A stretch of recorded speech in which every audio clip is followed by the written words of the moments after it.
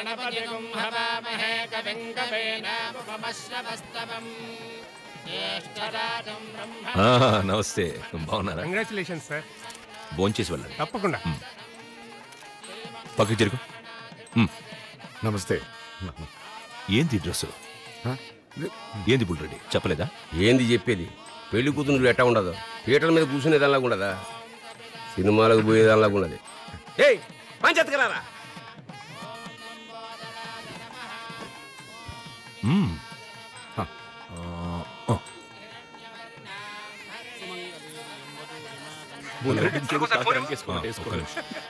అన్నా phone. Hello అన్నా, నేను సిద్ధుని మాట్లాడుతున్నా. చిరుబాబు కనిపించట్లేదు. హాస్పిటల్ మొత్తం వెతికామన్నా. మన వాళ్ళందరికీ ఫోన్ చేశాను.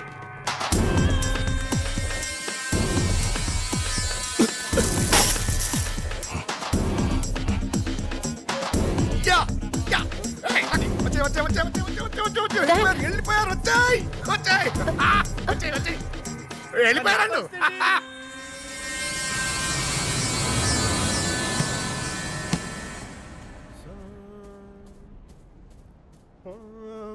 సార్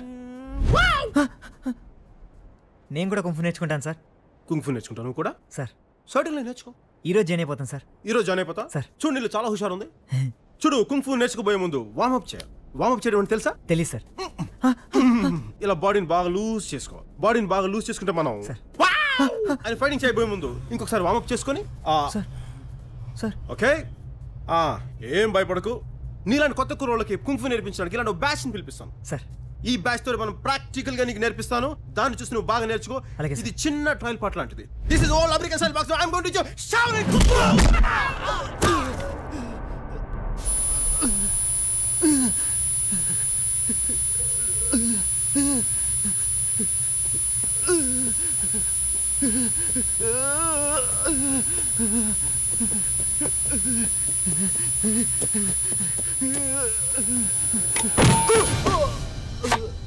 ఫిరోజ్, ఆడు వాళ్ళకేం భయపడతావు?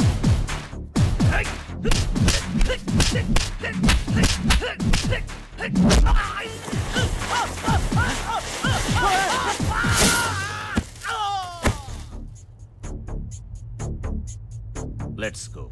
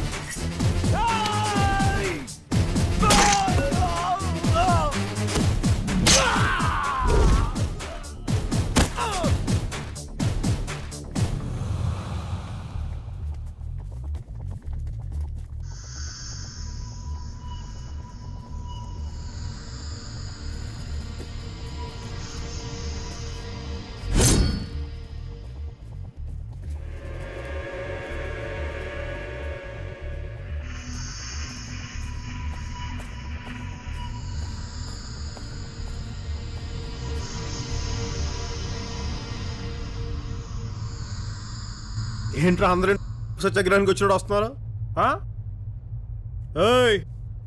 ఇప్పుడు దాకా ఎవరి ప్రాణాలు పోకూడదు చాలా మర్యాద జాగ్రత్త కొట్టినాను. ఇంతమంది చూస్తామంటే నాకు ఓపిక పోయింది. రండి, ముందుకు రండి. ఎవడికి ఏం తెగుతో నాకు మాట గ్యారంటీగా తెలీదు. రండి. ఏంట్రా నీ అబ్బా, మీ అన్న మీద మమకారం ఉండి వాడి ప్రాణాలు తెగించి ఎవడు ముందుకు వస్తాడో రండి. సారా ప్యాకెట్ కోసం, బిర్యానీ ప్యాకెట్ కోసం అయితే మటుకు భాగ్య చెప్తున్నా, పారిపోండి.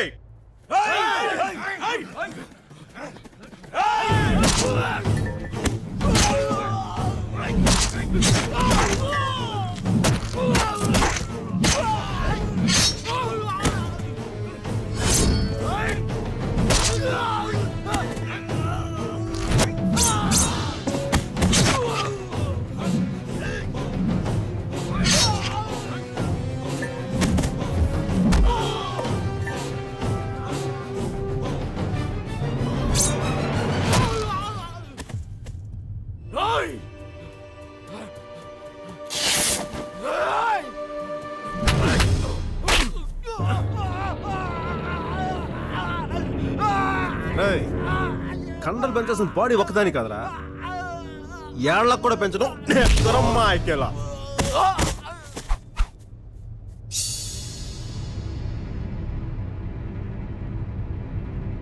బుల్రెడ్డి దామోదర్ రెడ్డి ఓడిపోవడం నేను చూడలేను స్వామి.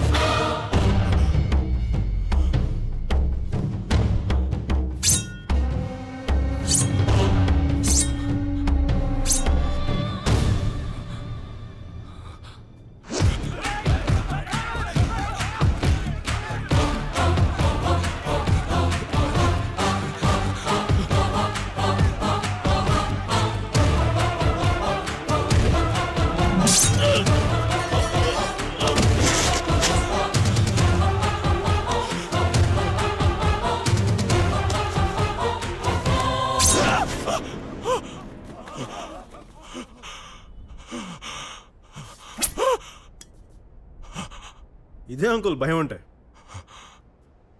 ఆకలేసినప్పుడు తినడానికి తిండి, తినకపోవడం ఉపవాసం. నిద్ర వచ్చినప్పుడు ఎదురుగా పడుకోవడానికి మంచం ఉండి కూడా పడుకోకపోవడం జాగారు.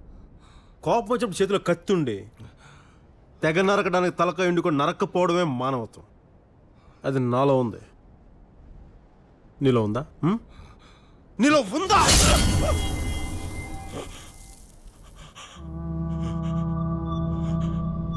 అంకుల్ నీకొక టాప్ సీక్రెట్ చెప్పమంటావా? ఈ పెళ్ళి అయిపోయింది ఎవరో తెలుసా? నువ్వే. ఎలా?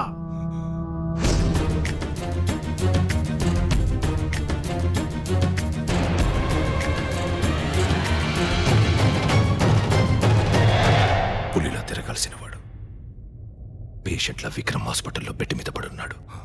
ఎస్, నేరుగా విక్రమ్ హాస్పిటల్ పోయినా, నర్సుకి 4,000 కొట్టినా, వాచ్మ్యాన్కి 1000 కొట్టినా, మొత్తం హాస్పిటల్ మొత్తం తీసుకుపోని చెప్పుండు. ఏం అక్కర్లని చెప్పి నీ కొడుకుని కిడ్నాప్ చేసి తీసుకొచ్చిన. ఇప్పుడు కిడ్నాప్ చేసిన ఏడ దాచాలే? Come on Sanjay Sahu, you are a brilliant boy. Think. Sanjay Sahu brilliant idea వచ్చింది. ఆ బ్రిలియంట్ ఐడియా ఏంటంటే, ఓరసి బార్ ఎక్కడ? ఊరోజు బారా జస్ట్ రైట్కి వెళ్ళండి, అక్కడ చౌరస్తా వస్తుంది. అక్కడ ఎవరన్నా నడవరా. Thanks brother. 4 వచ్చారు, 3 వెళ్తున్నారు. ఇంకోడేమయ్యాడు? నువ్వు పెళ్లికి డెకరేషన్ ఇచ్చిన కారులోనే అదే డిక్కీలోనే దాచా.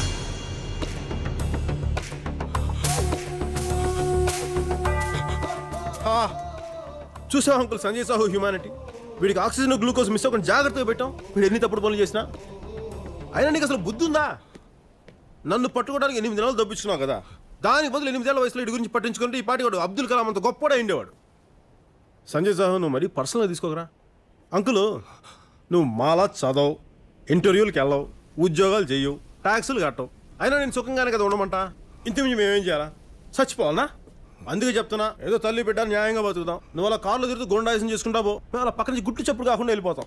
అంతేకాకుండా ఎక్కడ పడితే అక్కడ కారాపు దిగితే ఇదిగో ఇలాగే చండాలంగా ఉంటుంది. అసలు ఈ మధ్యన కుర్రోళ్ళు చాలా డేంజరస్ ఉన్నారు అంకుల్. కెలికితే క్యామెడీకి చంపేసేలా ఉన్నారు. ఇంత చెప్పినా కూడా నువ్వు కన్విన్స్ అవ్వకపోతే రేపొద్దు ఇంకో ఫ్రెష్ బ్యాచ్ వేసుకొని తీసుకురా. కానీ ఇలా పారిపోయిన మటుకు కాదు. కొట్టుకోవాలనుకున్నా, తిట్టుకోవాలనుకున్నా, చంపుకోవాలనుకున్నా, ఆఖరికి కబుర్లు చెప్పుకోవాలనుకున్నా కూడా సరే వెయిట్ చేస్తూనే ఉంటే 24 అవర్స్ సంజయ్ సాహు, కేరా ఉస్మానియా క్యాంటీన్, హైదరాబాద్. నేను చాలా హాట్ గురు.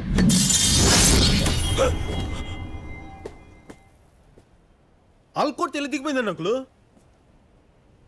అధ్యక్ష, దీన్ని బట్టి మనం అర్థం చేసుకోవాల్సింది ఏంటంటే అధ్యక్ష, నాలాంటి పుల్లకాలలో కూడా కొడితే కత్తిలా రోడ్లు దిగిపోయిందంటే దీన్ని బట్టి మనం అర్థం చేసుకోవాల్సింది ఏంటంటే ప్రజల సొమ్ముని కాంట్రాక్టర్లు బాగా దోచుకు తినేస్తున్నారు. ఎట్లాగైనా మనం గట్టి చర్యలు ఆపాలి అధ్యక్ష. మీరు చర్యలు తీసుకుంటాను ఆశిస్తూ నేను సెలవు తీసుకున్నాను అధ్యక్ష.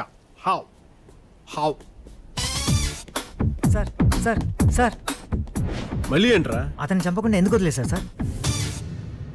Very smart question my boy. యుద్ధంలో గెలవడం అంటారా శత్రువుని చంపడం కాదు సార్, శత్రువుని ఓడించడం. సార్ ఏం చెప్పాను? ఓడించడం. ఓడించడం సార్ ఓడించడమే యుద్ధం యొక్క లక్ష్యం. Okay sir. చంపడం కాదు సార్.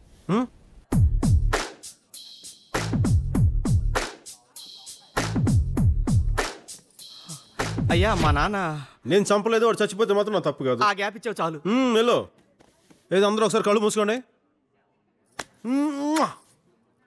ఏంటి పనమాట ఇంతలో వేసారు?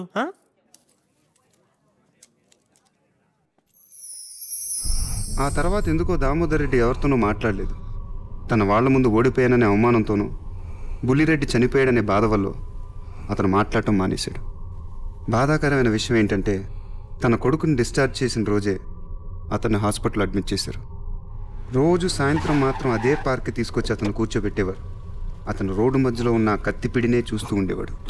భారతదేశంలో ఎన్నో విషయాలు పట్టించుకొని జనం ఆ పిడిని కూడా పట్టించుకోకుండా దాని పక్క నుంచే విడిపోయేవాడు. అదేంటని చెప్పగలిగేది ఇద్దరే. ఒకడు కుంఫు నేర్చుకుంటానికి వచ్చిన కుర్రాడు, 2 దామోదర్ రెడ్డి. అతన్ని ఎవరు అడగరు, ఇతను ఎవరికి చెప్పడు. 6 నెలల తర్వాత ఒక రోజు బాగి చెప్పిందని మందు వేసావా? ఓ పని చేయరా, బాగిన డైలీ మందు వేసుకోవచ్చు.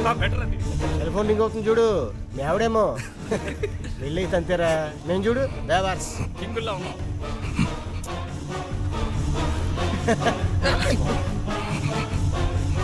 ఈ కట్టేంట్రా రోడ్డు మధ్యలో ఉంది.